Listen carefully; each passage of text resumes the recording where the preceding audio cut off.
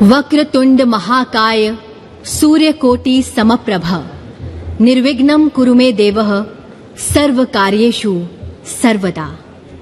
आप सभी माननीय विशिष्ट जनों को गणेश चतुर्थी की हार्दिक शुभकामनाएं।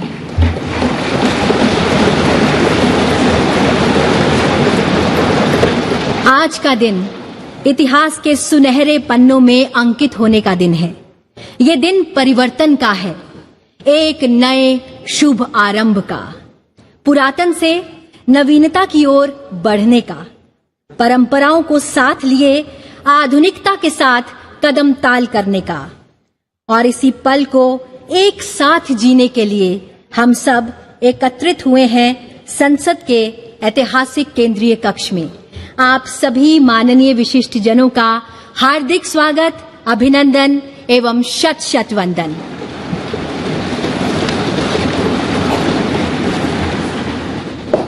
कार्यक्रम को प्रारंभ करने हेतु मेरा सादर अनुरोध माननीय संसदीय कार्य मंत्री जी से कि वे स्वागत संबोधन प्रस्तुत करें।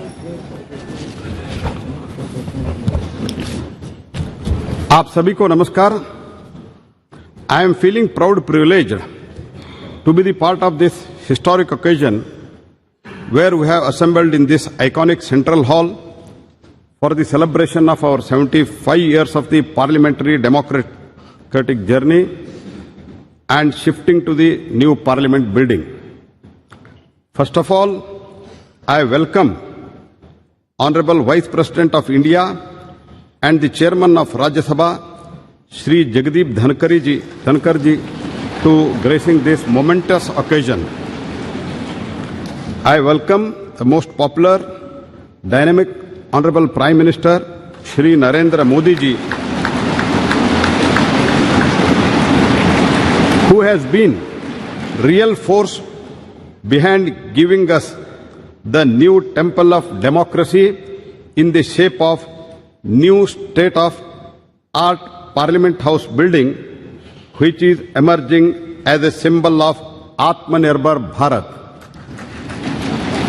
I also welcome Honorable Speaker Shri Om Birla ji, Deputy Chairman Rajya Sabha Shri Harivansh ji, Leader of the Rajya Sabha Shri Piyush Goyal ji, Leader of the Opposition Rajya Sabha Shri Mallikarjun Kharge ji, Leader of the largest opposition party in the Lok Sabha Shri Adhir Ranjan Chaudhary ji,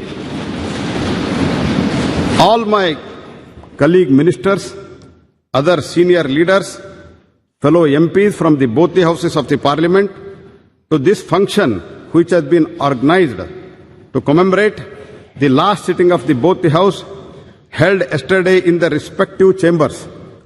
Today onwards, our two houses of the Parliament shall have their sittings in the new Parliament House building.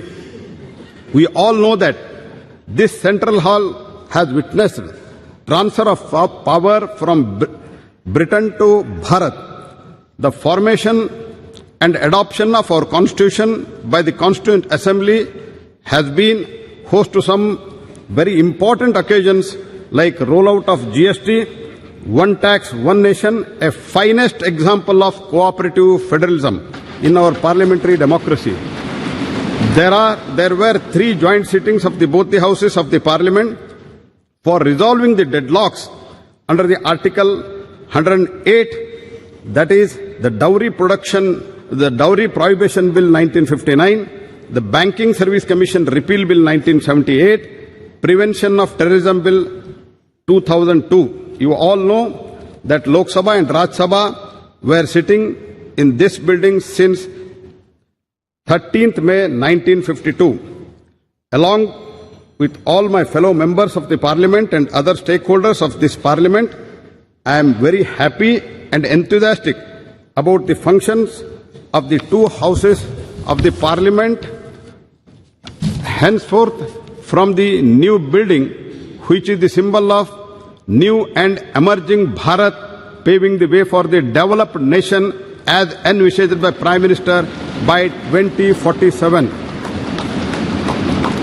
At the end, I would like to say that our journey so far is marked by excellent achievements, memorable experience, difficult challenges, remarkable milestones.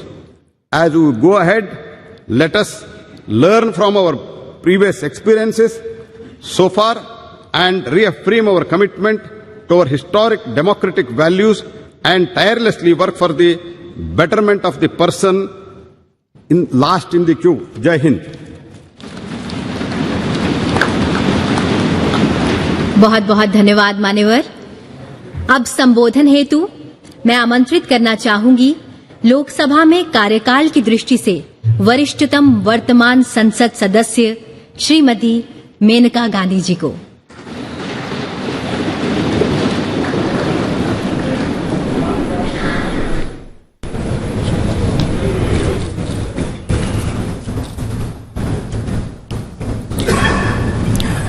Honorable Vice President, Chairman of the Rajya Sabha, Honorable Speaker, Honorable Prime Minister, Ministers and esteemed colleagues of this distinguished House. Actually, I'm as surprised to be here as you are to see me. This is a historic day today. I am proud to be part of this historical moment when a government under the leadership of Prime Minister Shri Narendra Modi ji has undertaken to repair the deep-rooted asymmetry and to give an equal share in India's future to all of us women. I am grateful for the honor you have given me of speaking about my years in Parliament. We are going to a new building and hopefully this grand edifice will reflect the aspirations of a new Bharat. Today, I have been entrusted with the responsibility of addressing this esteemed assembly as the most senior parliamentarian in the Lok Sabha. I entered Parliament at the age of 32, 9 years after the death of my husband. My debut was as Minister for Environment. Today, 35 years later, I have spent most of my adult life in this institution and I have seen 7 Prime Ministers and the shaping of grand history. It has been an arduous, rocky road. I had several terms as an independent member and finally joined the Bharatiya Janata Party under Shri Atal Bihari Vajpayee ji's leadership in 2004. Since then, I have remained a proud member of the BJP as well as this august House. Being a member of Parliament is an immense responsibility as it entails safeguarding the trust of lakhs of voters who elect us to be their voice.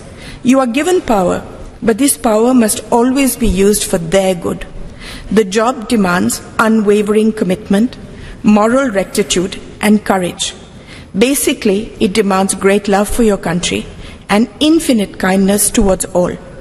Each one of us gets this opportunity to make a difference, provided we sublimate our own ambitions and see ourselves only as vessels or bridges or protectors of all the beings that need us, the last person in India who believes himself forgotten. People who cannot navigate for themselves and appoint us as their helmsmen. I have tried to make the most of every minute to bring about change wherever I am, whether as Environment Minister, when many institutions and laws that safeguard us were passed, as Social Justice Minister setting up Alimco, which now looks after all the disabled in the country, Childline, which was regarded internationally as the best institution for looking after street children, stopping child labor in the carpet industry. You can change things wherever you are. For instance, in the opposition as a BJP member, as chairperson of the often ignored Assurances Committee, we changed the way people were experimented on by pharmaceutical companies. They were not paid or even asked before becoming guinea pigs. This was changed by us. During Atalji's time, we brought in the vital red and green dot on foods, allowing people to know whether they were eating vegetarian, non-vegetarian food. We repaired an institutional deception by food companies. No service, no job is too small that it should not be taken seriously. My happiest moment was being given the responsibility by the Prime Minister who coined the phrase Beti Bachao, Beti Padhao.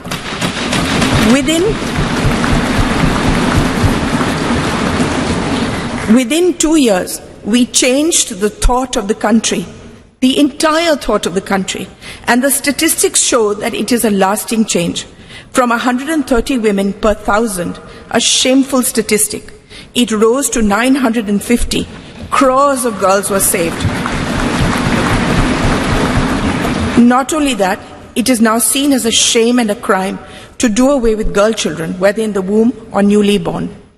Now that we are going into a new building, a new phase, I want to tell all the young people here that politics is never fulfilling unless you have a grand passion and a commitment outside it, unless a fire of curiosity burns within you. No service is too small in the service of Mother India. What I have learned is that each constituency is your family. Within my family, there are a million microcosms of individual families. Each of them depend on us. We are a part of their lives as they are of ours. I have seen my primary duty to look after each family that has placed itself in my care by electing me, by seeing me as one of their own. In this matter, I wish to say that the Prime Minister has seen beyond people as a statistic and has meticulously seen to the needs of each individual family. Opening bank accounts, giving dignity in the form of toilets, home water taps, building homes for the poor, gas cylinders, giving young people loans, skilling them, protecting them through the largest pandemic in history, saying that no one remained hungry. Before I end, I would like to tell you a few things that I have learnt in my long journey so far. Never give up. There are times in all our lives where the world sits heavy on our shoulders and there doesn't seem any path ahead. It will take courage, determination, and a commitment to something larger than ourselves to forge ahead. Have faith in the goodness of your fellow man. Quieten your mind and soldier on. Believe in yourself. You are an instrument of goodness. If you fight for good, you will always be protected. Use the pain that we all have in our hearts to make yourself a better human being, not to embitter you. Use the pain in your heart to see the pain in the hearts of millions of beings around you and dedicate your life to them. I want to speak to all the women here. The world is still an unequal place, and we as women need to be the greatest champions of and for each other. We need to support and protect each other, especially young women across the social spectrum who lead a marginalized existence so that they have the ability to forge their own destinies. There is no greater power in the world than the power of empathy and kindness, and this transforms the life of someone weaker than you. Kindness serves as its own reward. The greatest bank balance that we will ever possess is that of good deeds that we leave in our wake. That is the only legacy that will remain. My faith in God is unwavering. I see Him in everyone and everything. I see everything as sacred. I leave you with one thought. We are all part of one divine thread, and we are all connected, closer than we can imagine. Let us, irrespective of any differences we may have, wish happiness, protection, and on this holy day of Ganesh Chaturthi, a life free of obstacles for us and all our countrymen. Illuminate the lamp of goodness in our hearts. Jai Hind, Jai Bharat.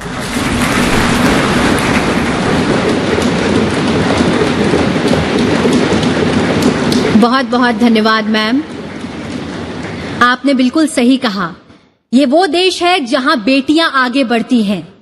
ये वो देश है जहां परंपराओं के साए में आधुनिकता पनपती है। ये वो देश है वसुधैव कुटुंबकम, जिसका नारा है विश्वगुरु भारत, ये देश हमारा है।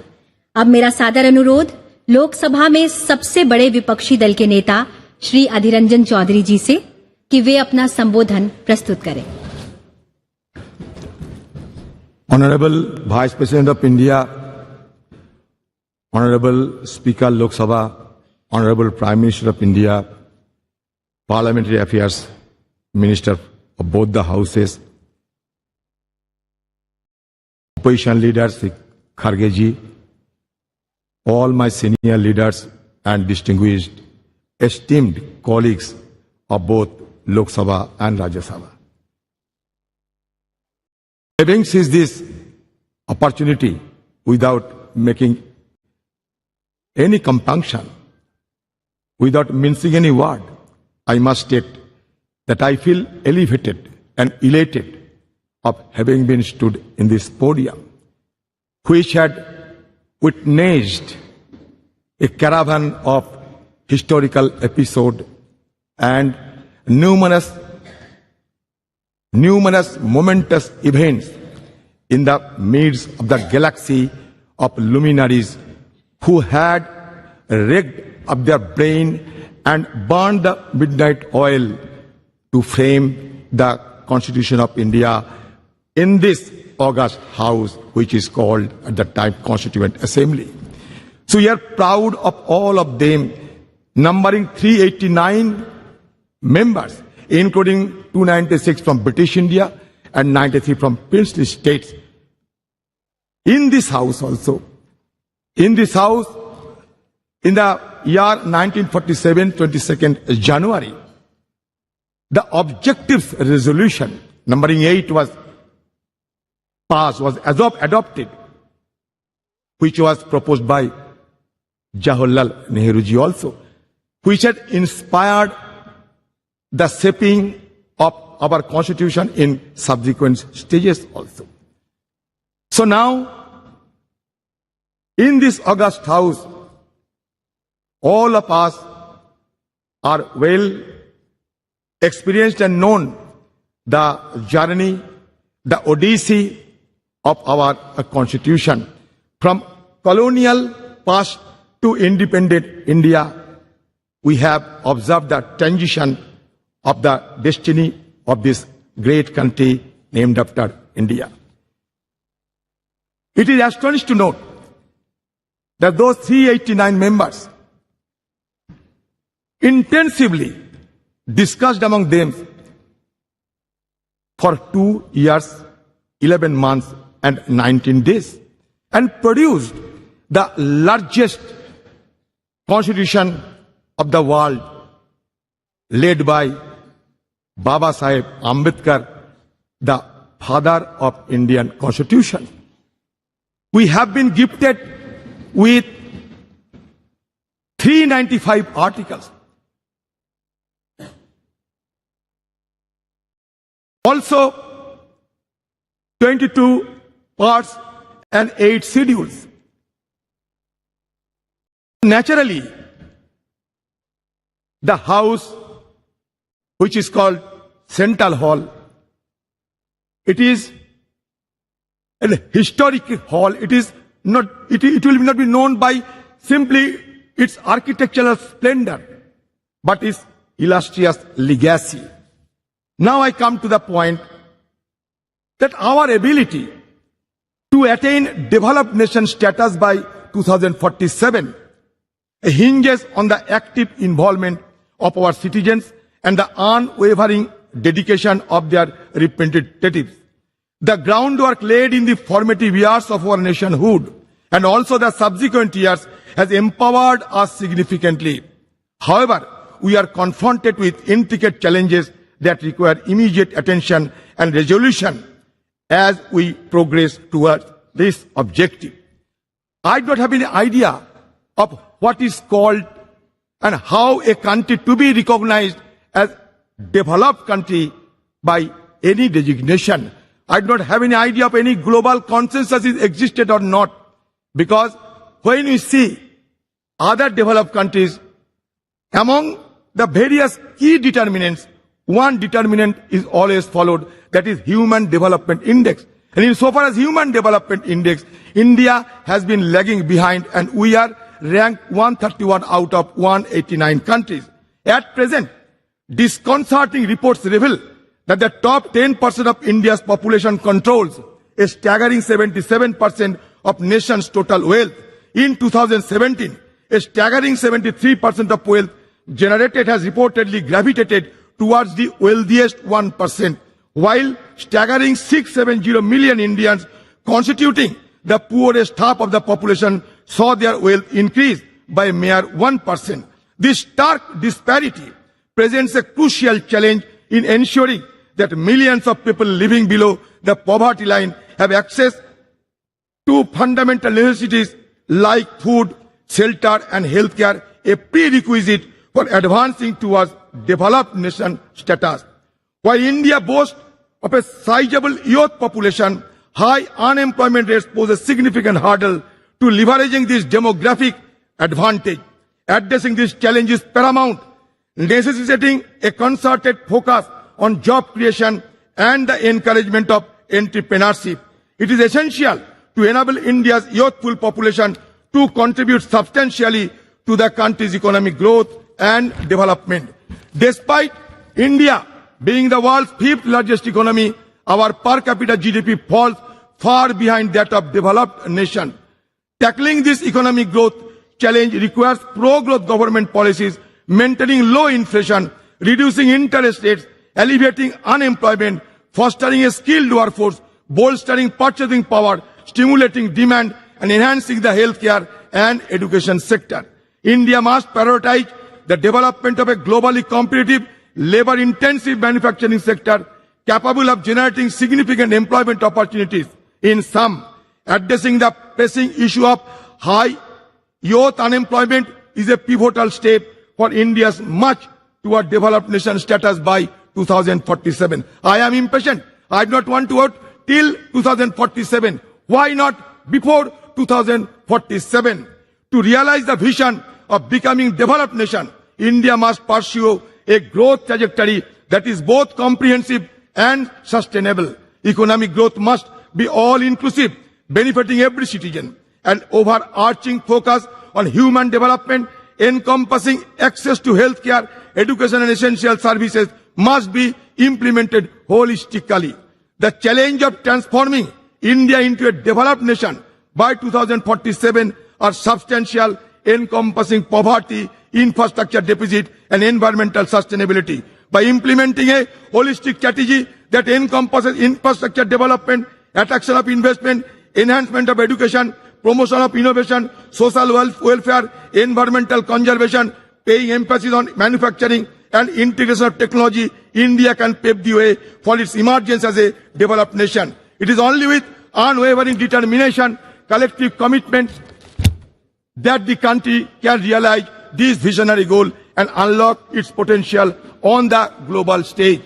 I will conclude by saying that धरती सिखाते हमने सबको बोझ उठाना, गगन सिखाते हमने ऊपर उठते जाना, सूरज की लाली से सीखा जग आलोकित करना, चंदा की किरणों से सीखा सबको पीड़ा हरना, पर्वत ने सिखाई हमने दृढ़ संकल्प बनाना, नदी सिखाए हमने आगे बढ़ते जाना, सागर की लहरों ने सीखा दुख सुख सहे जाना, और तूफान ये सिखलाते हैं आफत में ना घबराना और आफत से टकराना.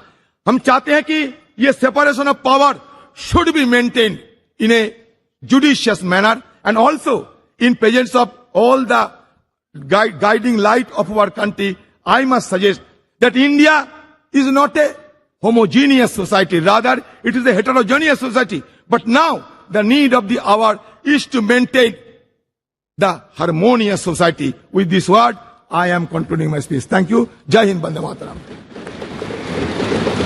धन्यवाद सर. अब मेरा सादर आग्रह है राज्यसभा में सदन के नेता श्री पीयूष गोयल जी से कि वे अपना वक्तव्य प्रस्तुत करें. राज्यसभा के सभापति आदरणीय जगदीप धनखड़ जी, श्रद्धेय प्रधानमंत्री श्री नरेंद्र मोदी जी, लोकसभा अध्यक्ष आदरणीय ओम बिरला जी, उपसभापति श्री हरिवंश जी, श्री मल्लिकार्जुन खड़गे जी, श्री आदिर रंजन चौधरी जी, श्री प्रहलाद जोशी जी, माननीय सांसदगण, नमस्कार. गणेश चतुर्थी के पावन अवसर पर आप सभी को हार्दिक शुभकामनाएं. विघ्नहर्ता गणपति बाप्पा सभी को सुख एवं शांति प्रदान करें और देश की प्रगति के लिए हमारे प्रयासों को सफल बनाएं. हमारे संविधान के निर्माता भारत रत्न डॉक्टर बाबा साहेब अम्बेडकर जी तथा संविधान सभा के माननीय सदस्यों की स्मृति को मेरा कृतज्ञ वंदन। विगत 75 वर्षों में देश की सेवा करने वाले सभी सम्मान्य सांसदों को भी मेरा सादर नमन। कल हम सभी ने इस भवन में सार्थक चर्चा की और अपनी यादों और अनुभवों को सबके साथ साझा किया।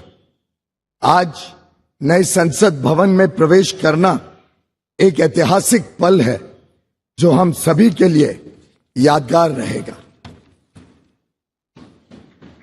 इस शुभ अवसर पर मैं आप सभी को बहुत बहुत बधाई देना चाहता हूं। नया संसद भवन हमारी सांस्कृतिक विरासत और आधुनिकता का जीवंत उदाहरण है।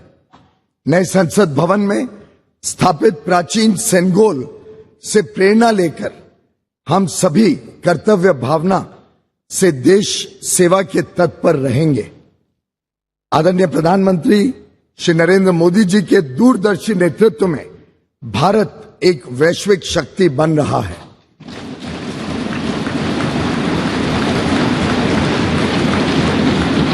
नया संसद भवन अपने विशाल और सुंदर स्वरूप में एक नए विश्वास से भरे आत्मनिर्भर भारत का पहचान बनेगा। पार्लियामेंट हमेशा से एकता का प्रतीक रहा है। यह हमारे संविधान के मूल्यों की सुरक्षा करता है, जो विभिन्न भाषाओं, संस्कृतियों और परंपराओं के बावजूद हमें एक राष्ट्र के रूप में बांधने का काम करता है। यहां अनुभव का ज्ञान और युवाओं की ऊर्जा मिलकर 140 करोड़ देशवासियों के उज्जवल भविष्य को आकार देने का काम करते रहेगी। और मैं समझता हूं आज का दिन एक सकारात्मक सोच के साथ आगे बढ़ने का है। कई सारे विषय रहे, आजादी के बाद कई सारे चुनौतियां रही। शायद कई सारी चुनौतियां समय पे अगर समाधान कर दिया होता तो और जल्दी 2047 के पहले भी देश विकसित बन जाता। पर हमारे पास जो वर्ष मिले, जो काम करने का, देश ने सेवा करने का मौका दिया, उसमें जो अभूतपूर्व प्रगति देश ने देखी है, मैं समझता हूं इसको आगे लेकर इस देश को नई ऊंचाइयों तक माननीय प्रधानमंत्री नरेंद्र मोदी जी के नेतृत्व में हम सब मिलकर काम करेंगे। लक्ष्य बड़ा है, राह कठिन है, पर मुझे पूरा विश्वास है संसद में जो जनप्रतिनिधि बैठेंगे वे अपने दायित्वों का पूर्ण निष्ठा से निर्वहन करेंगे और अमृत काल में एक समृद्ध, सशक्त और विकसित भारत के सृजन का आधार बनेंगे। बहुत बहुत धन्यवाद। भारत माता की जय। सादर धन्यवाद सर। अब मेरा सादर अनुरोध राज्यसभा में नेता प्रतिपक्ष श्री मल्लिकार्जुन खड़गे जी से कि वे अपना संबोधन प्रस्तुत करें।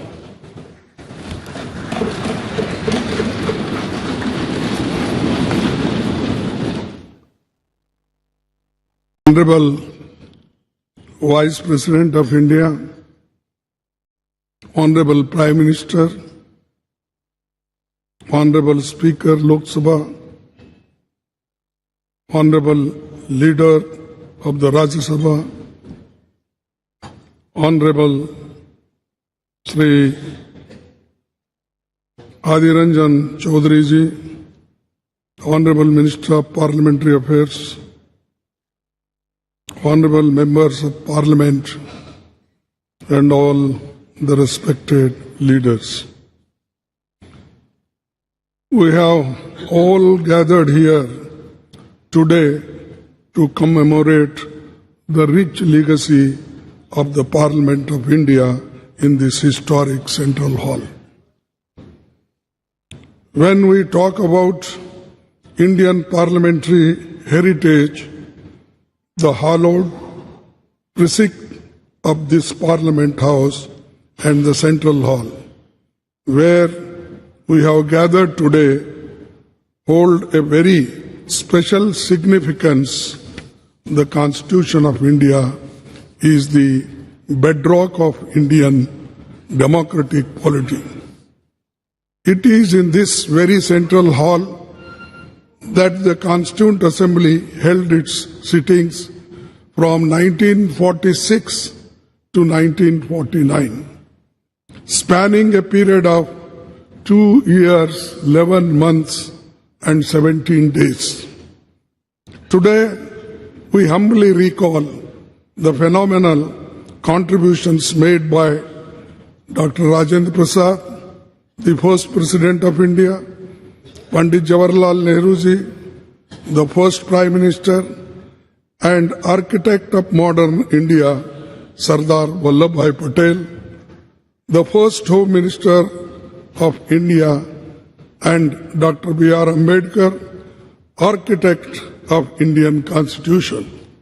It is also an occasion to recall with gratitude the contributions of Sri G.V. Malvankar, Dr. Sarvapalli Radhakrishnan, and also acknowledge the collective contribution by members of the Constituent Assembly, Provisional Parliament, and First and all subsequent Lok Sabha. This central hall was witness to Pandit Nehru's Tryst with Destiny speech on the eve of India's independence. And yesterday, the Prime Minister also mentioned this in his speech. I am thankful to you because you remembered this historic speech on this yesterday's occasion. Sir, the India's independence during his speech, the Pandit Nehruji inter alia stated, which I quote, long years ago we have made a tryst with destiny, and now the time comes when we shall redeem our pledge, not wholly or in full measures, but very substantially. At the stroke of the midnight hour, when the world sleeps, India will awake to life and freedom. A moment comes, which comes but rarely in history, when we step out from the old to new, when an age ends, and when the soul of the nation, long suppressed, finds utterances. As the clock struck 12, all the members of the Constituent Assembly took the following pledge. At this solemn moment, when the people of India, through suffering and sacrifices, have secured freedom, I, a member of the Constituent Assembly, do dedicate myself in all humility to the service of India and her people, to the end that this ancient land attain her rightful and honored place in the world, and make her full and willing contribution to the promotion of the world peace and the welfare of the mankind. These words spoken on the day of this historic speech of Pandit Jawaharlal Nehru ji. I wish to emphasize at this juncture that this is all due to the collective and dedicated effort by parliamentarians cutting across the party lines over the past 7.5 decades. This rich legacy has formed a strong foundation for India's growth as a powerful democratic nation. Every nook and corner of the Parliament House has witnessed the evolution of our parliamentary democracy over the past 75 years. As we bid adieu to the Parliament House and move to the new Parliament building today, I am overwhelmed with emotions and tinge of pathos We would, of course, be continuing our parliamentary duties in the new Parliament building, but will miss the Parliament House. The success of the institution lies in the upholding constitutional values and ideals. The idea that institutions are sacrosanct and essential for the success is a fundamental principle in governance and development.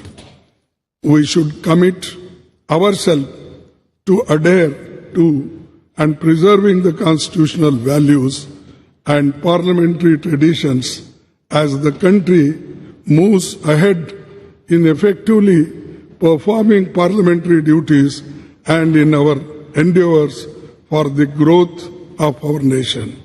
To build this country, forgetting our parties, political parties, we should be one to build the nation, to protect the nation, to protect the Constitution, to protect the democracy. This must be our aim. With these words and one quote I will say, no man can be grateful at the cost of his honor. No woman can be grateful at the cost of her chastity. And no nation can be grateful at the cost of its liberty. So, to protect our liberty, to protect our integrity, we must work all together. That is the only way to build the nation. Thank you. Jai Hind. बहुत बहुत धन्यवाद मान्यवर। अब मेरा माने आग्रह है माननीय लोकसभा अध्यक्ष श्री ओम बिरला जी से कि आप हम सभी को अपने शब्दों द्वारा अनुग्रहित करें। माननीय उपराष्ट्रपति जी, माननीय प्रधानमंत्री जी,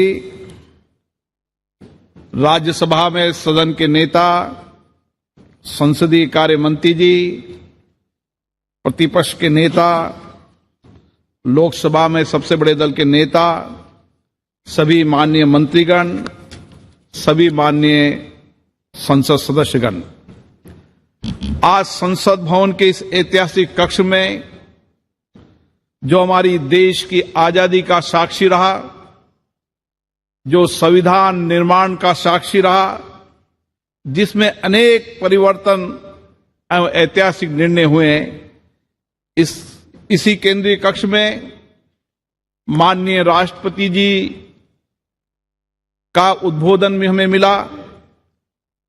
विश्व के कई राष्ट्र अध्यक्षों ने यहां संबोधन करते हुए हमारे लोकतंत्र के प्रति आस्था व्यक्त की और आज इस केंद्रीय कक्ष से हम सब लोग नए संसद भवन की ओर प्रवेश कर रहे हैं।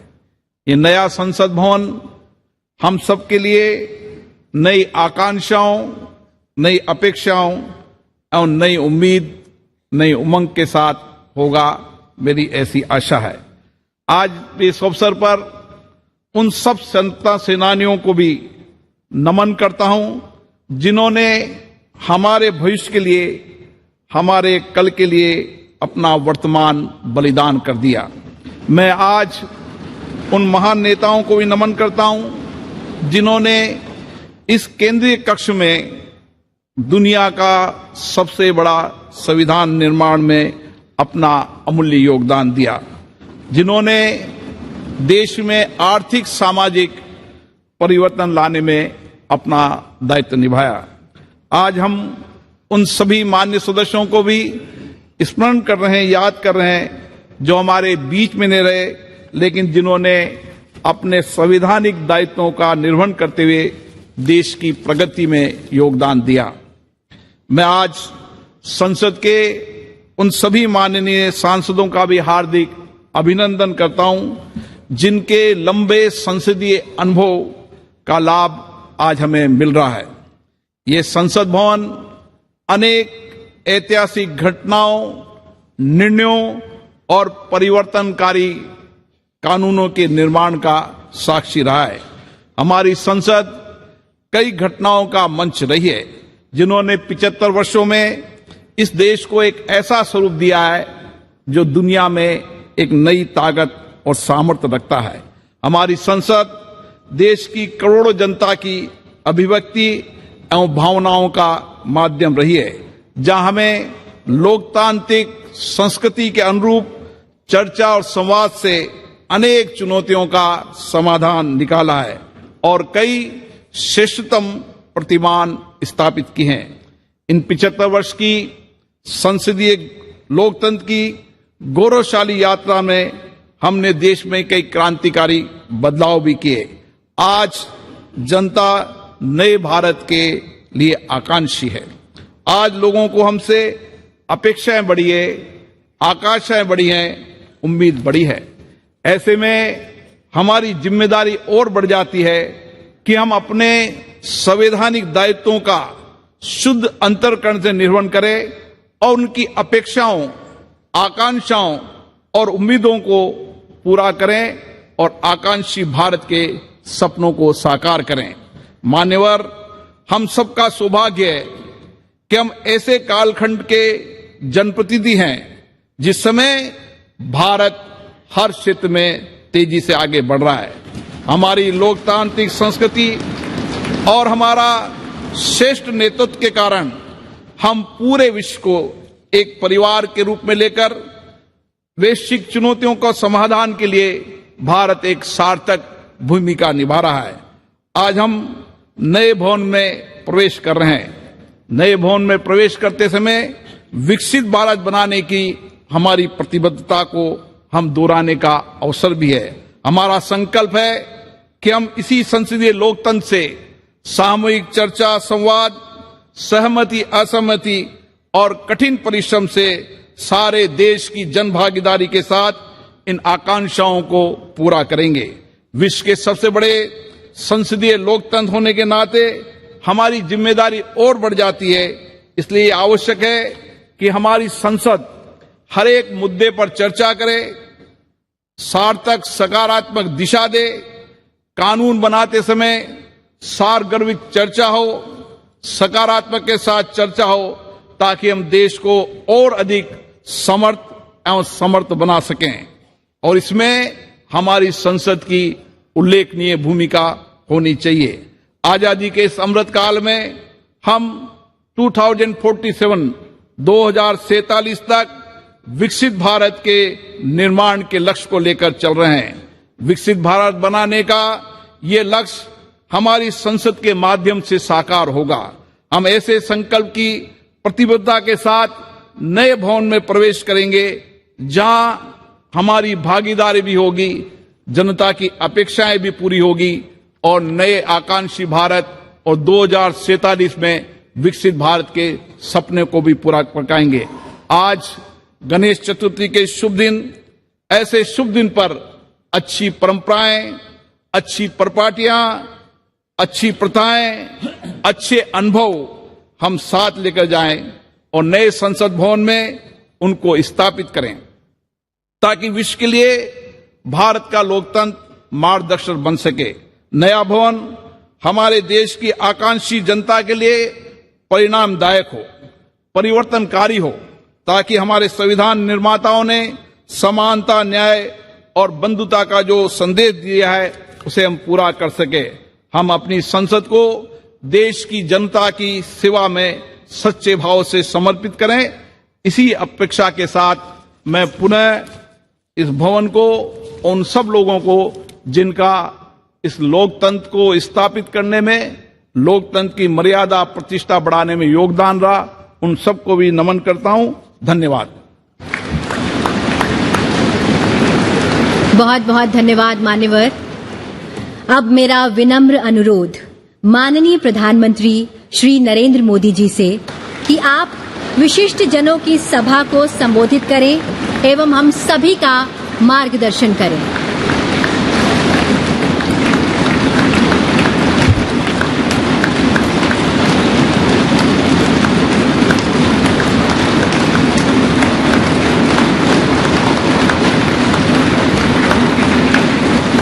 आदरणीय उपराष्ट्रपति जी,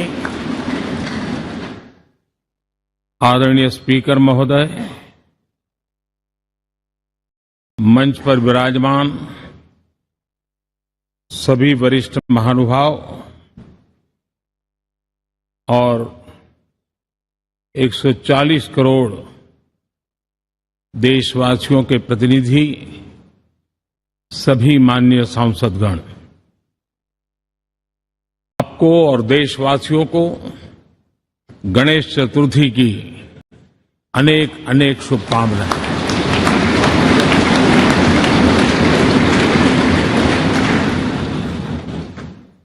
आज नए संसद भवन में हम सब मिलकर के नए भविष्य का श्री गणेश करने जा रहे हैं।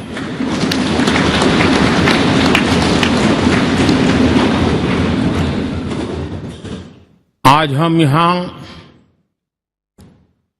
विकसित भारत का संकल्प दोहराना,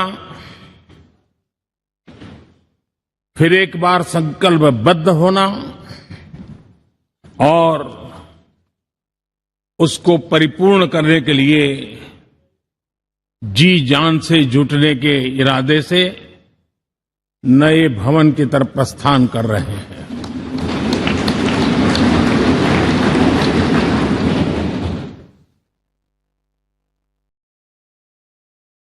सम्माननीय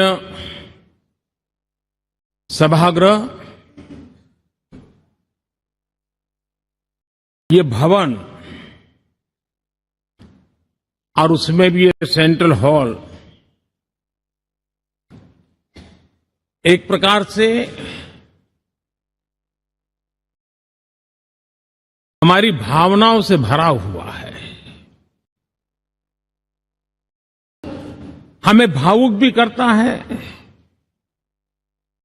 और हमें हमारे कर्तव्य के लिए प्रेरित भी करता है। आजादी के पूर्व ये खंड एक प्रकार से लाइब्रेरी के रूप में इस्तेमाल होता था, लेकिन बाद में संविधान सभा की बैठक यहां शुरू हुई और उन संविधान सभा की बैठकों के द्वारा गहन चर्चा विचारणा कर करके हमारा संविधान यहीं पर आकार लिया। यहीं पर 1947 में अंग्रेजी हुकूमत ने सत्ता हस्तांतरण किया, उस प्रक्रिया का भी साक्षी हमारा ये सेंट्रल हॉल है।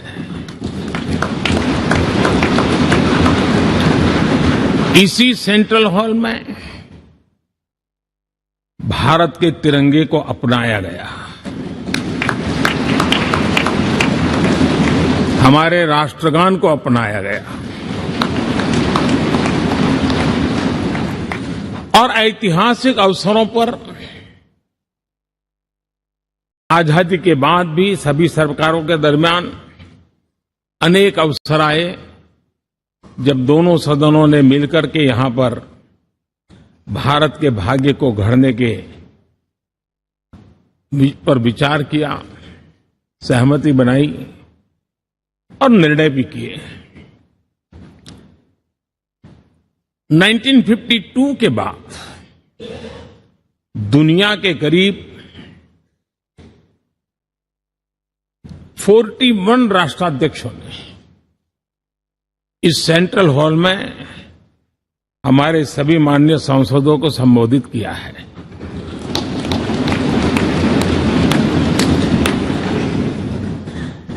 हमारे राष्ट्रपति महोदयों के द्वारा 86 बार यहां संबोधन किया गया है।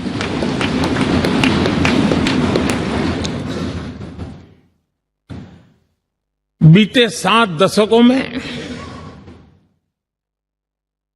जो भी साथी इन जिम्मेवारियों से गुजरे हैं, जिम्मेवारियों को संभाली है, अनेक कानूनों, अनेक संशोधन और अनेक सुधारों का हिस्सा रहे हैं। अभी तक लोकसभा और राज्यसभा ने मिलकर करीब करीब 4000 से अधिक कानून पास किए हैं।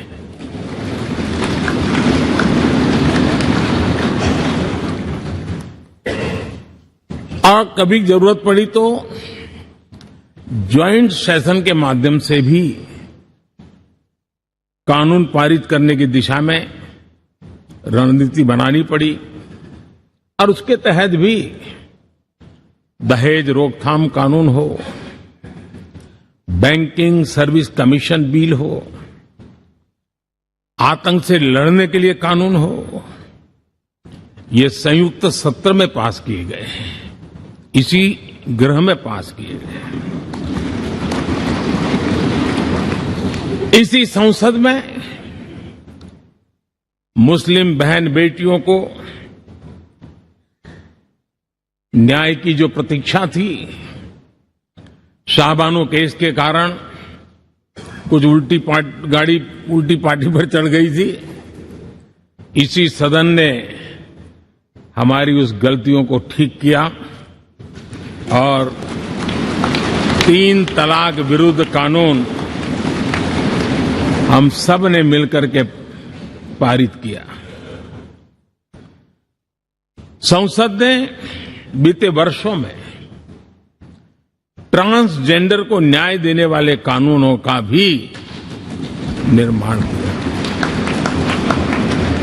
इसके माध्यम से हम ट्रांसजेंडर के प्रति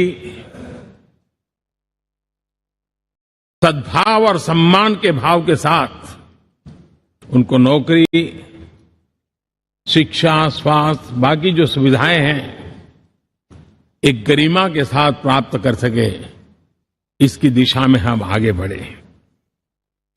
हम सभी ने मिलकर हमारे दिव्यांग जनों के लिए भी उनकी जरूरतों को देखते हुए, उनके एस्पिरेशंस को देखते हुए ऐसे कानूनों का निर्माण किया जो उनके लिए उज्जवल भविष्य की गारंटी बन रहे हैं। आर्टिकल 370 हटाने से लेकर वो विषय ऐसा रहा जो शायद ही कोई दशक ऐसा होगा कि चर्चा न हुई हो, चिंता न हुई हो और मांग न हुई हो। आक्रोश भी व्यक्त हुआ, सभागृह में भी हुआ, सभागृह के बाहर भी हुआ। लेकिन हम सबका सौभाग्य है कि हमें सदन में आर्टिकल 370 से मुक्ति पाने का, अलगाववाद, आतंकवाद के खिलाफ लड़ाई लड़ने का एक बड़ा महत्वपूर्ण कदम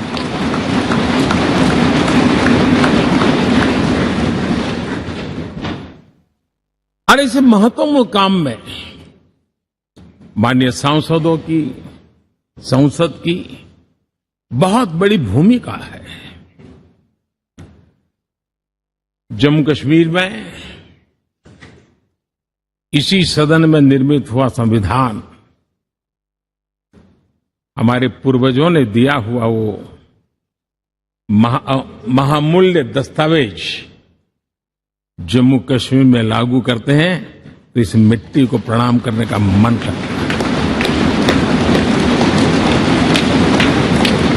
आज जम्मू और कश्मीर शांति और विकास के रास्ते पर चलने के लिए प्रतिबद्ध हुआ है और नए उमंग, नए उत्साह, नए संकल्प के साथ जम्मू कश्मीर के लोग आगे बढ़ने का कोई मौका अब छोड़ना नहीं चाहते हैं। ये दिखाता है कि संसद के सदस्यों ने मिलकर के संसद के भवन में कितने महत्वपूर्ण काम किए हैं। माननीय सांसदगण, लाल किले से मैंने कहा था यही समय है, सही समय है।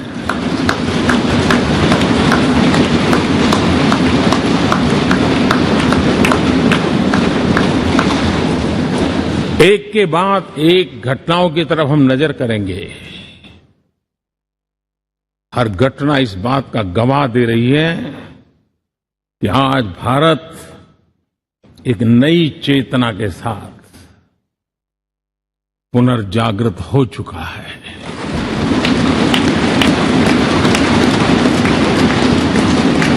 भारत नई ऊर्जा से भर चुका है।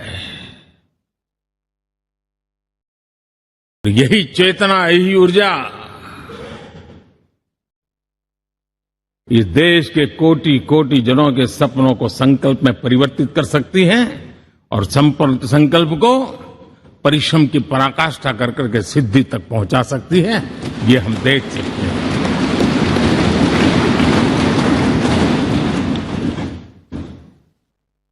और मेरा विश्वास है, देश जिस दिशा में चल पड़ा है, इच्छित परिणाम अवश्य प्राप्त होंगे।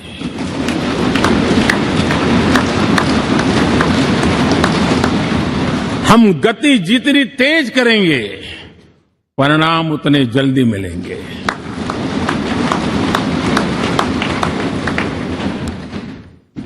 आज भारत 5वीं अर्थव्यवस्था पर पहुंचा है, लेकिन पहले 3 में पहुंचने के संकल्प के साथ बढ़ रहा है।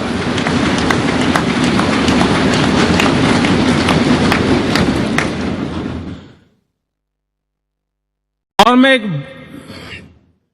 जिस स्थान पर बैठा हूं, जो जानकारियां प्राप्त होती है, उसके आधार पर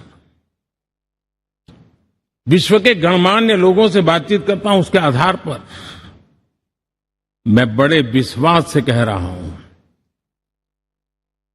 हम में से कुछ लोगों की निराशा हो सकती है, लेकिन दुनिया आश्वस्त है कि भारत टॉप 3 में पहुंच के रहेगा।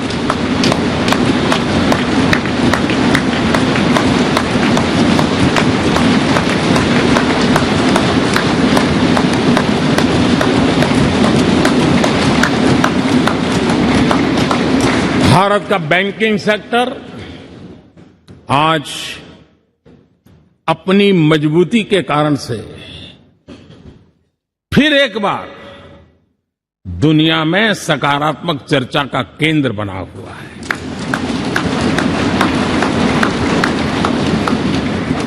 भारत का गवर्नेंस का मॉडल, यूपीआई, डिजिटल स्टेक, मैं इस G20 में देख रहा था, मैंने बाली में भी देखा। टेक्नोलॉजी की दुनिया को लेकर के भारत का नौजवान जिस प्रकार से आगे बढ़ रहा है, पूरे विश्व के लिए कौतुक भी है, आकर्षण भी है और स्वीकृति भी है।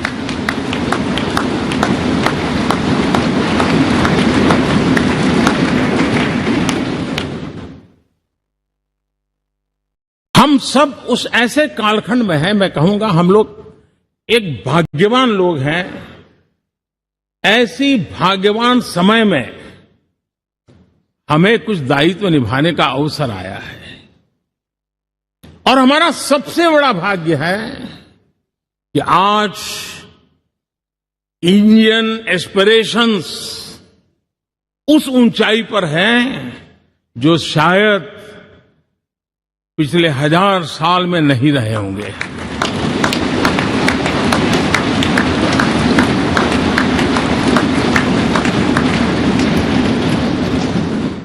गुलामी के जंजीरों ने उसके एस्पिरेशंस को दबोच के रखा था।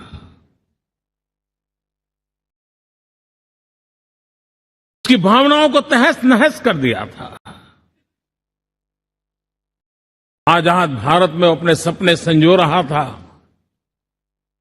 चुनौतियों से जूझ रहा था,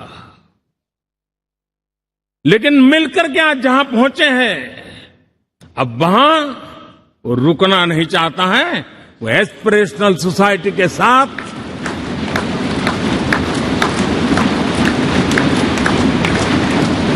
नए लक्ष्य गढ़ना चाहता है।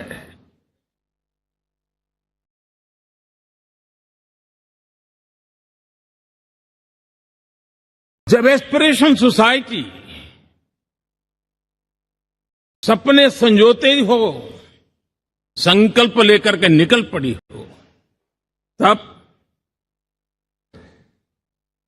पुराने कानूनों से मुक्ति पाकर नए कानूनों का निर्माण करके उज्जवल भविष्य के लिए एक मार्ग प्रशस्त करने का दायित्व हम सभी सांसदों का सविशेष होता है। संसद में बनने वाला हर कानून, संसद में होने वाली हर चर्चा, संसद से जाने वाला हर संकेत इंडियन एस्पिरेशन को बढ़ावा देने के लिए ही होना चाहिए। ये हम सबकी भावना भी है, कर्तव्य भी है और एक एक देशवासी की हमसे अपेक्षा भी है।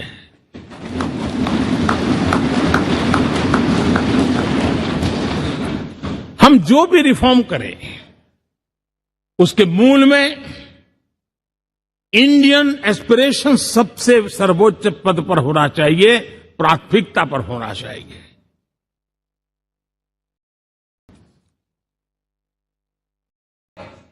लेकिन मैं बहुत सोच समझ करके कहना चाहता हूं, क्या कभी छोटे कैनवास पर कोई बड़ा चित्र बना सकता है क्या?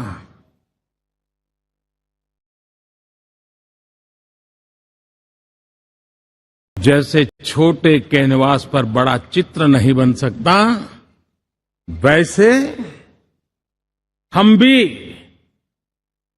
अगर हमारे सोचने के कैनवास को बड़ा नहीं कर सकते तो भव्य भारत का चित्र भी हम नहीं अंकित कर सकते।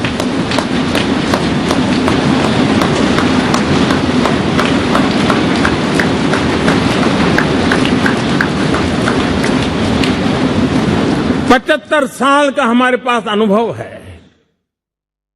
हमारे पूर्वजों ने जो कुछ भी रास्ते बनाए उससे हमने सीखा है। हमारे पास एक बहुत बड़ी विरासत है।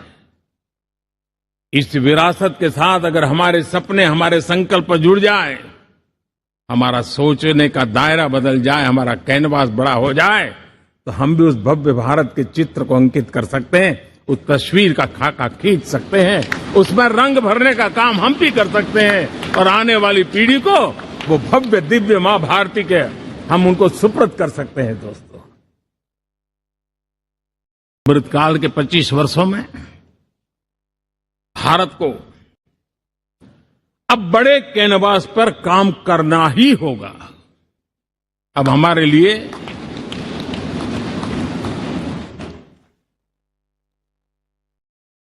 छोटी छोटी चीजों में उलझना वो वक्त चला गया है। आत्मनिर्भर भारत बनाने के लक्ष्य को सबसे पहले परिपूर्ण करना चाहिए और हमसे शुरुआत होती है, हर नागरिक से शुरुआत होती है। और आज दुनिया में भी एक समय ऐसा था कि लोग मुझे कहते थे, हमारे बड़े बड़े बुद्धिजीवी और अर्थशास्त्री लिखते थे कि मोदी आत्मनिर्भर की बात करता है तो मल्टीलेटरलिज्म के सामने चुनौती तो बन नहीं जाएगा, ग्लोबल इकोनॉमी के जमाने में ठीक तो नहीं होगा। लेकिन 5 साल के भीतर भीतर देखा, दुनिया भारत के आत्मनिर्भर मॉडल की चर्चा करने लग गई है।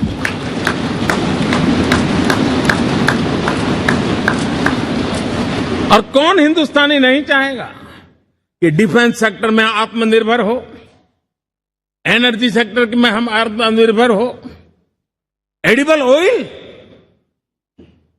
क्या इस देश को आत्मनिर्भर नहीं होना चाहिए? कृषि प्रधान देश हम कहते हैं, खाने का तेल क्या देश बाहर से लाएगा? बहुत समय की मांग है कि हमें आत्मनिर्भर भारत को संकल्प को पूरा करना, ये हम सबका दायित्व है। उसमें दल आड़े नहीं आते हैं, सिर्फ दिल चाहिए, देश के लिए चाहिए।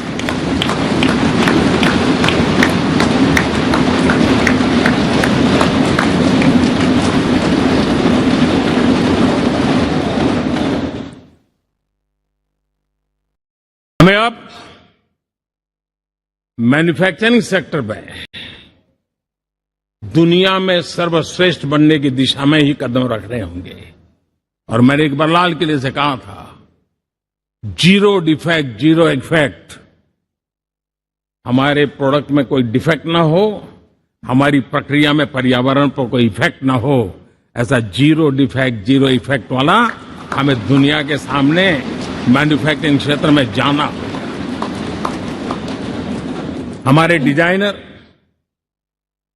हमारे यहां निर्माण हो रही डिजाइन्स, हमारे सॉफ्टवेयर, हमारे एग्रीकल्चर प्रोडक्ट्स, हमारे हस्तशिल्प, हर क्षेत्र में अब हमें वैश्विक मापदंडों को पार करने के इरादे से ही चलना चाहिए, तब जाकर के विश्व के अंदर हम अपना झंडा फहरा सकते हैं। मेरे गांव में मेरा सबसे अच्छा माल हो, इतनी बात नहीं चलेगी। मेरे राज्य में मेरा सबसे अच्छा प्रोडक्ट नहीं चलेगा। मेरे देश में मेरा सबसे अच्छा प्रोडक्ट नहीं चलेगा। दुनिया में मेरा प्रोडक्ट सबसे अच्छा होगा, ये भाव हमें पैदा है।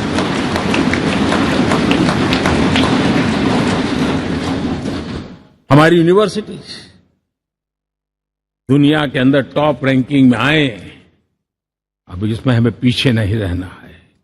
हमारे शिक्षा जगत को नई नेशनल एजुकेशन पॉलिसी मिली है, एक खुलापन है, सर्व स्वीकृत बनी है। उसके सहारे अब हमें चल पाना है। और दुनिया के टॉप मोस्ट यूनिवर्सिटीज में अभी जब G20 में विश्व के मेहमान आए तो मैंने नालंदा की एक तस्वीर रखी थी वहां। और जब मैं दुनिया को कहता था 1500 साल पहले मेरे देश में दुनिया की उत्तम से उत्तम यूनिवर्सिटी हुआ करती थी, तो उन सुनते ही रह जाते थे। लेकिन हमें उसे प्रेरणा लेनी है, पर प्राप्त तो अभी करके रहना है। ये हमारा संकल्प होना चाहिए। आज हमारे देश का नौजवान खेल जगत के अंदर दुनिया में हमारी पहचान बना रहा है। टियर 2, टियर 3 सिटी से, गांव, गरीब परिवारों से, गांव से देश के नौजवान, देश की बेटे बेटियां आज खेलकूद के जगत जीवन में हमारा नाम रोशन कर रही है। लेकिन देश चाहता है और देश का संकल्प होना चाहिए कि अब खेलकूद के हर पोडियम पे हमारा तिरंगा भी लहराता होगा।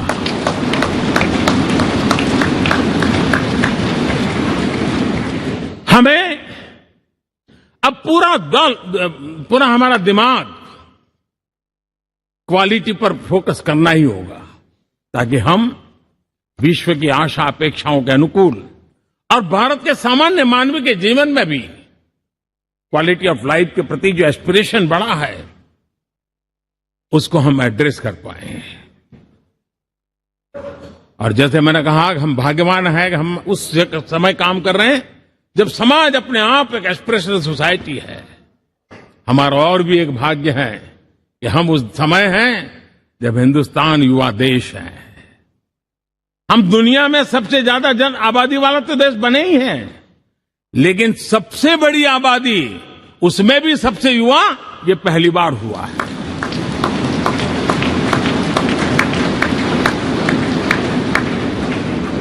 जिस देश के पास ये युवा शक्ति हो, युवा सामर्थ्य हो, तब हमें उसकी टैलेंट पे भरोसा है, हमें उसकी संकल्प शक्ति पे भरोसा है, उसकी साहस में हमें भरोसा है। और इसलिए हम चाहते हैं कि दुनिया में भारत का युवा अग्रिम पंक्ति में नजर आना चाहिए। वो स्थिति पैदा होनी चाहिए। आज पूरी दुनिया को स्किल मैन पावर की बहुत बड़ी जरूरत है, और भारत विश्व की इस आवश्यकता की पूर्ति के लिए अपने आप को सज्ज कर सकता है और उन आवश्यकताओं को पूरी कर करके दुनिया में अपनी एक जगह भी बना सकता है। और इसलिए विश्व में उनकी आवश्यकता के लिए किस प्रकार के मैन पावर की जरूरत है, किस प्रकार के उनको ह्यूमन रिसोर्स की जरूरत है, स्किल मैपिंग का काम भी चल रहा है और उस स्किल मैपिंग के अनुसार भारत के अंदर स्किल डेवलपमेंट की तरफ हम बल दे रहे हैं और जितना ज्यादा हम स्किल डेवलपमेंट पर बल देंगे, भारत के नौजवानों का सामर्थ्य विश्व में अपना डंका बजाने में कोई कमी नहीं रखेगा। और हिंदुस्तानी जहां गया है उसने अच्छाई की छाप छोड़ी है, कुछ कर गुजरने की छाप छोड़ी है। ये सामर्थ्य हमारे अंदर पहले से पड़ा हुआ है और हमारे पहले जो लोग गए हैं उन्होंने इससे छवि भी बना के रखी हुई है। आपने देखा होगा पिछले दिनों करीब 150 नर्सिंग कॉलेज एक साथ खोलने का निर्णय किया। पूरे दुनिया में बहुत बड़ी रिक्वायरमेंट है नर्सिंग की। हमारी बहन, हमारी बेटियां, हमारे बेटे उस क्षेत्र में दुनिया में पहुंच सकते हैं, आसानी से पहुंच सकते हैं। पूरे विश्व की जरूरत है और ये तो मानवता का काम है जिसमें हम पीछे नहीं रहेंगे। आज मेडिकल कॉलेजेस का इतना व्यापक रूप से निर्माण देश की आवश्यकता तो पूरी करनी ही करनी है, दुनिया की आवश्यकताओं में भी योगदान दे सकते हैं। कहने का तात्पर्य यही है, हर छोटी चीज पर बारीकी से ध्यान देते हुए, उस पर अपना ध्यान केंद्रित करते हुए हमें आगे बढ़ना है। हमें भविष्य के लिए सही समय पर सही फैसले भी लेने होते हैं। हम फैसलों को टाल नहीं सकते हैं। राजनीतिक लाभ नुकसान के गणा भाग के अंदर अपने आप को बंधित नहीं बना सकते हैं। हमें तो देश के एस्पिरेशन के लिए हिम्मत के साथ नए निर्णय करने होते हैं। आज सोलर पावर के सफल मूवमेंट्स हमारी भावी पीढ़ी के लिए एनर्जी क्राइसिस से मुक्ति की गारंटी दे रहा है। आज मिशन हाइड्रोजन आने वाले दिनों में जो एनवायरमेंट की चिंता है, जो टेक्नोलॉजी में बदलाव आ रहा है, उसके समाधान का रास्ता देने का सामर्थ्य रखती है।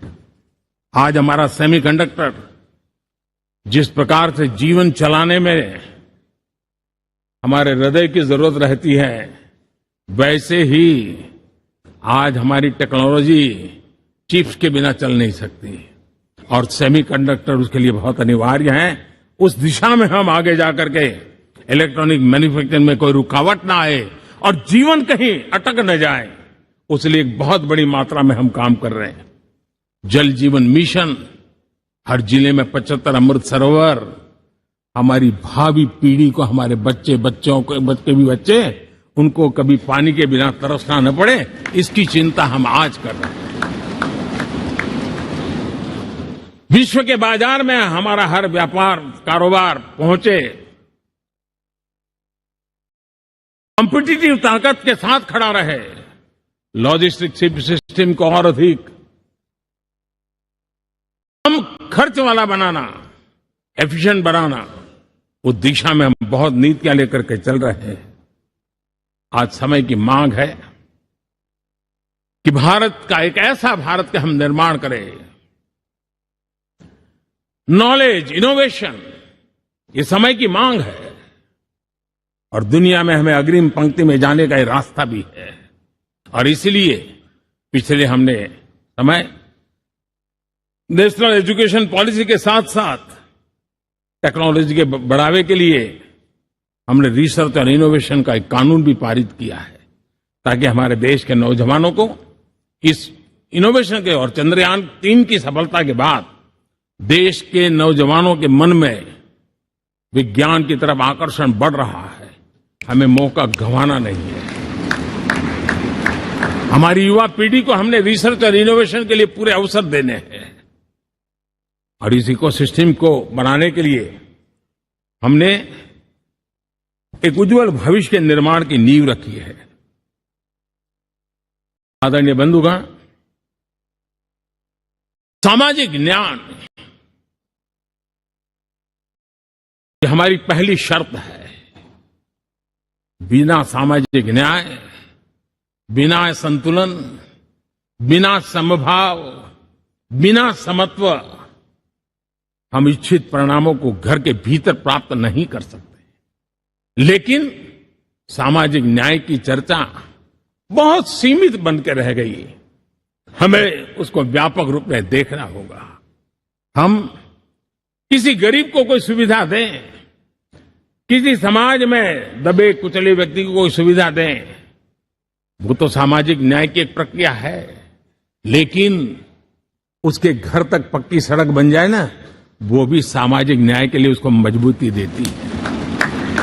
उसके घर के नजदीक में बच्चों के लिए अगर स्कूल खुल जाए तो वो भी उसको सामाजिक न्याय की मजबूती देती है। उसको बिना खर्च अगर आरोग्य में समय की जरूरत पड़े वो मिले, तब जाकर के सामाजिक न्याय की मजबूती मिलती है। और इसलिए जिस प्रकार से समाज व्यवस्था में सामाजिक न्याय जरूरत है, वैसा ही राष्ट्र व्यवस्था में सामाजिक न्याय की आवश्यकता है। अब देश का कोई हिस्सा पीछे रह जाए, अविकसित रह जाए, ये भी सामाजिक न्याय के खिलाफ है।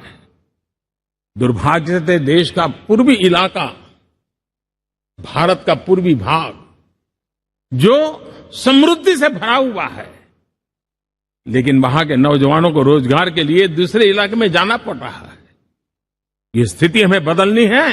हमारे देश के उस पूर्वी भाग को, इलाका को समृद्ध बना करके सामाजिक न्याय की मजबूती भी हमने देनी है। असंतुलित विकास, शरीर कितना भी स्वस्थ क्यों न हो, लेकिन एक उंगली को भी अगर लकवा मार गया है तो शरीर स्वस्थ नहीं माना जाता है। भारत कितना ही समृद्ध हो, लेकिन कोई अंग उसका दुर्बल रह जाए तो भारत समृद्धि में पीछे है, मानना पड़ेगा। और इसलिए हम सर्वांगीण विकास के पक्ष में, सामाजिक न्याय की उस ऊंचाई को प्राप्त करने के पक्ष में, दिशा में हमें आगे बढ़ना है। चाहे पूर्वी भारत हो, चाहे नॉर्थ ईस्ट हो, हमें उन चीजों को प्राप्त करना। और उसीलिए जो रणनीति कितनी सफल हुई है, 100 एस्पिरेशनल डिस्ट्रिक्ट पर विशेष काम किया, नौजवान अफसरों को लगाया गया, एक स्ट्रेटेजी बनाई गई। आज दुनिया उस मॉडल की चर्चा कर रही है। और आज 100 डिस्ट्रिक्ट, देश के कोने कोने में जो पीछे माने जाते थे, उसको बोझ मान लिया गया था। आज स्थिति ये बनी है कि 100 डिस्ट्रिक्ट अपने अपने राज्य में लीड कर रहे हैं, राज्य की एवरेज से भी ऊपर जा रहे हैं। और इस सफलता को देख करके, सामाजिक न्याय की इस भावना को मजबूत करते हुए 100 डिस्ट्रिक्ट में से आगे बढ़ करके अब जमीनी स्तर पर ले जाने के लिए 500 ब्लॉक तक उनको एस्पिरेशनल डिस्ट्रिक्ट ब्लॉक के नाते आइडेंटिफाई करके उसको मजबूती करने देने का काम चल रहा है। और मुझे विश्वास है ये एस्पिरेशनल ब्लॉक्स हैं, वो एक विकास का नया मॉडल बनने वाले हैं। वो एक प्रकार से देश के विकास के एक नए ऊर्जा केंद्र बनने की संभावना रखते हैं। और उस दिशा में भी हम आगे बढ़ रहे हैं। माननीय सांसदगण, आज विश्व की नजर भारत पर है। शीत युद्ध के समय हमारी पहचान कूटनिरपेक्ष देश के रूप में रही। उस समय की जो जरूरत थी, उसके जो लाभ होने थे, उस समय से हम गुजरे हैं। लेकिन अब भारत का स्थान कुछ और बना है। और इसलिए उस समय कूटनिरपेक्ष की अवस्था आवश्यक होगी। आज हम उस नीति को लेकर के चल रहे हैं, जिस नीति को अगर हमें पहचानना है तो विश्व मित्र के रूप में हम आगे बढ़ रहे हैं। हम दुनिया से मित्रता कर रहे हैं, दुनिया हमारे में मित्र खोज रही है। ये शायद विश्व में एक भारत ने, और दूरी नहीं, हो सके उतनी निकटता, उस रास्ते पर चल करके भी हम अपने विश्व मित्र के रूप में भाव आज सफलतापूर्वक आगे बढ़ा रहे हैं। और मुझे लगता है कि इसका लाभ आज भारत को हो रहा है। भारत आज दुनिया के लिए एक स्टेबल सप्लाई चेन के रूप में उभर रहा है। और आज विश्व की ये जरूरत है। और उस आवश्यकता की पूर्ति करने का काम G20 में भारत ग्लोबल साउथ के आवाज बनकर के उभरा है। ये बीज G20 समिट में जो बीज बोया गया है, मेरे देशवासी आने वाले समय देखेंगे कि वो ऐसा वटवृक्ष बनने वाला है, ऐसा वटवृक्ष बनने वाला है, विश्वास का ऐसा वटवृक्ष बनने वाला है, जिसकी साया में आने वाली पीढ़ियां सदियों तक एक गर्व के साथ अपना सीना तान करके खड़ी रहेगी, ये मुझे विश्वास है।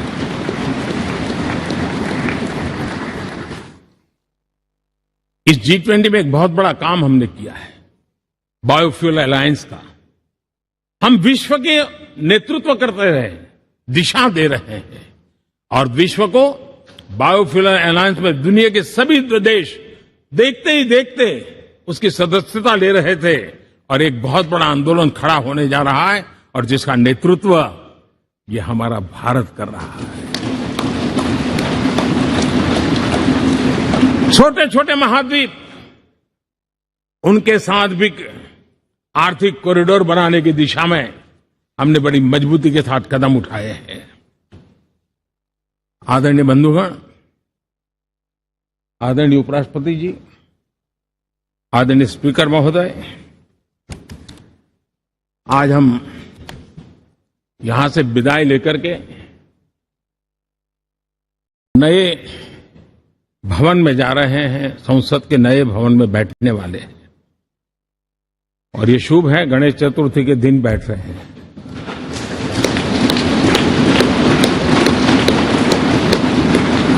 लेकिन मैं एक आप दोनों महानुभावों को एक प्रार्थना कर रहा हूं, एक विचार आपके सामने रख रहा हूं।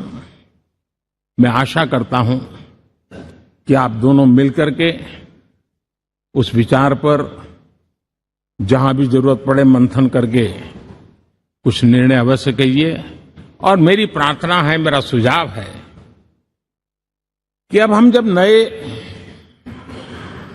सदन में जा रहे हैं तब इसकी गरिमा कभी भी कम नहीं होनी चाहिए।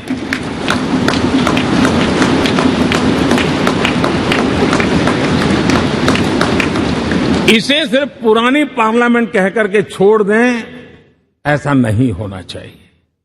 और इसलिए मेरी प्रार्थना है कि भविष्य में अगर आप सहमति दे दोनों महानुभाव, तो इसको संविधान सदन के रूप में जाना जाए।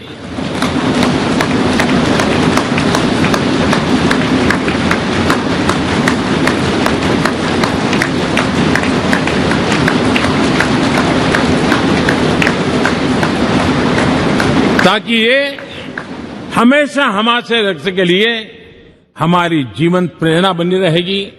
और जब संविधान सदन कहेंगे तब उन महापुरुषों का याद भी उसके साथ जुड़ जाएगी जो कभी संविधान सभा में यहां बैठा करते थे, गणमान्य महापुरुष बैठा करते थे। और इसलिए भावी पीढ़ी को ये तोहफा भी देने का अवसर हमें जाने नहीं देना चाहिए। मैं फिर एक बार इस पवित्र भूमि को प्रणाम करता हूं। यहां पर जो तपस्या हुई है, जन कल्याण के लिए संकल्प हुए हैं, इसको परिपूर्ण करने के लिए 7 दशक से भी अधिक समय से जो पुरुषार्थ हुआ है, उन सबको प्रणाम करते हुए मैं मेरी वाणी को विराम देता हूं और नए सदन के लिए आप सबको शुभकामनाएं देता हूं। बहुत बहुत धन्यवाद।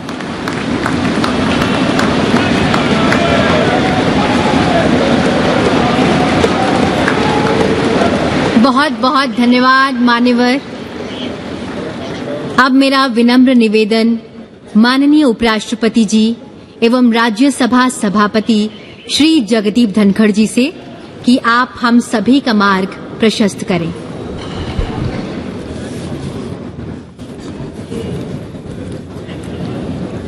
Honourable prime minister of Bharat Shri Narendra Modi ji, honourable speaker Lok Sabha Shri Om Birla ji, Shri Pralhad Joshi ji, union minister of parliamentary affairs, Shri Piyush Goyal ji, leader of house Rajya Sabha, honourable ministers, Shri Adhir Ranjan Chowdhury, leader of opposition in Lok Sabha, Shri Mallikarjun खड़गे ji, leader of opposition Rajya Sabha, honourable deputy chairman Rajya Sabha and honourable members of parliament. Ganesh Chaturthi की सभी को हार्दिक शुभकामनाएं।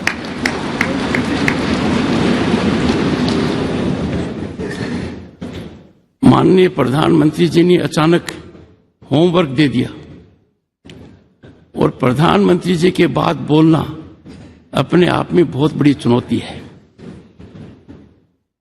On this momentous occasion, as we stand on the threshold of adding a new chapter to the annals of our parliamentary democracy, I congratulate you all on our phenomenal rise. We all are indeed privileged to be witnessing this history in the making as we bid adieu to this magnificent parliament building which houses both the chambers of our parliament and this imposing central hall and move to the new one. Traversing over 7-decade journey from Lok Sabha to the present day in Amrit Kal, these hallowed precincts have witnessed many a milestone. Honorable members, from Tryst with destiny at midnight of 15th August 1947 to unfolding of innovative, impactful, forward-looking GST regime at midnight of June 30, 2047, and now this significant day. In this very central hall, the members of the Constituent Assembly embarked upon the journey to accomplish the daunting task of drafting the Constitution of India. Deliberations in the Constituent Assembly in this theatre exemplified decorum and healthy debate. Contentious issues were negotiated in a spirit of consensus with scholarly debate and spirited deliberations. Honorable members, we all need to emulate the exemplary conduct of our founding fathers. The new building of Parliament, a testament to dawn of Atmanirbhar Bharat, is much beyond an architectural marvel. It is a reflection of India's rich cultural diversity, a symbol of national pride, unity, and identity.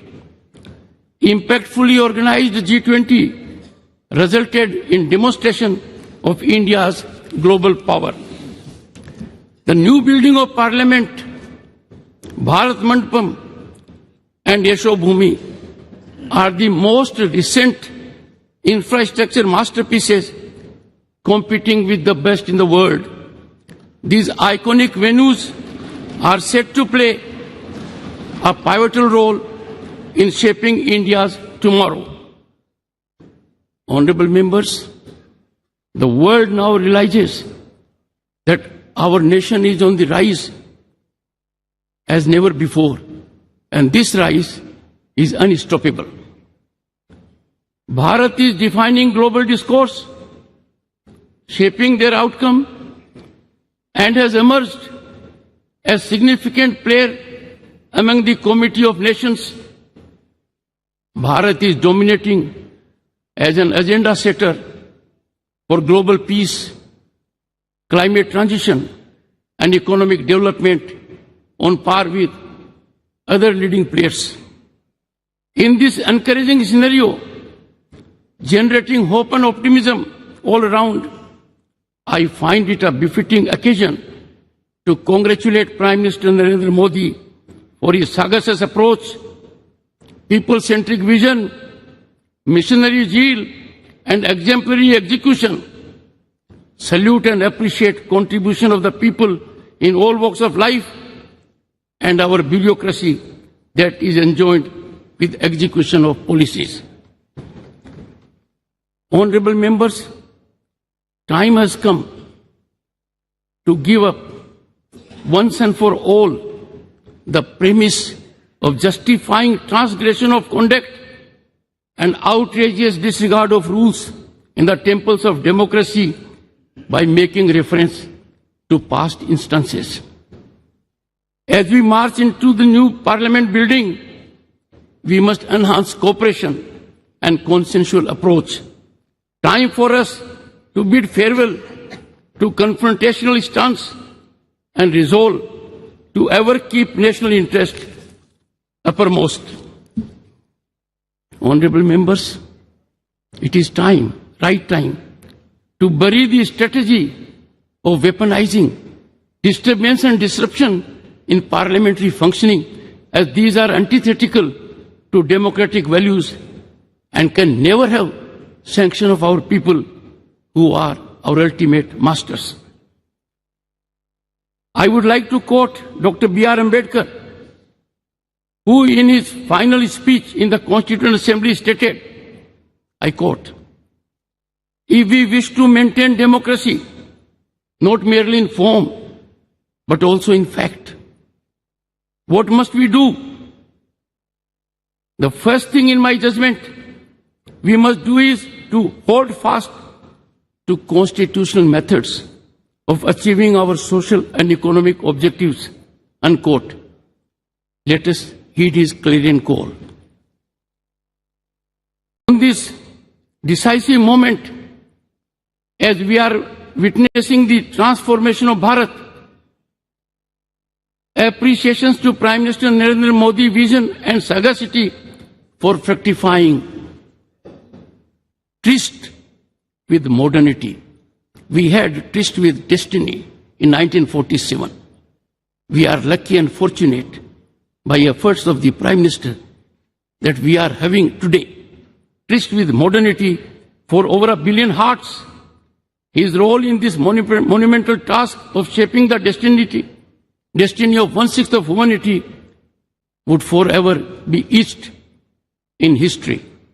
Honorable members, this historic walk to the new building of Parliament in Amrit Kal be the march to Bharat at 2047 as developed nation. Let us in togetherness make the new chambers of the Parliament the sanctorum of our temple of democracy. Jai Hind.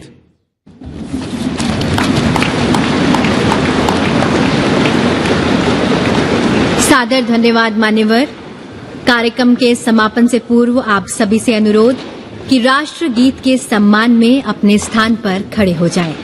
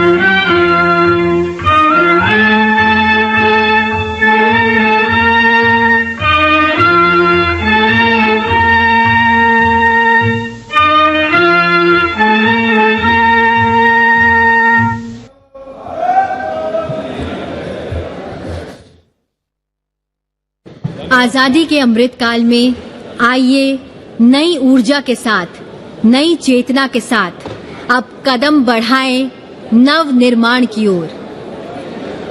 Ganpati Gajanan का आशीर्वाद ले प्रस्थान करें संसद के नए भवन की ओर, जो भव्य है, विशाल है, आत्मनिर्भर भारत का प्रतिबिंब है, नए भारत का जीवंत स्वरूप है, जहां नूतन है और पुरातन भी, जहां कारीगरी है और तकनीक भी। चलिए कदम बढ़ाएं भारत की संसद के नए भवन की ओर और नए लक्ष्यों के साथ रचें नया इतिहास। जय हिंद, जय भारत।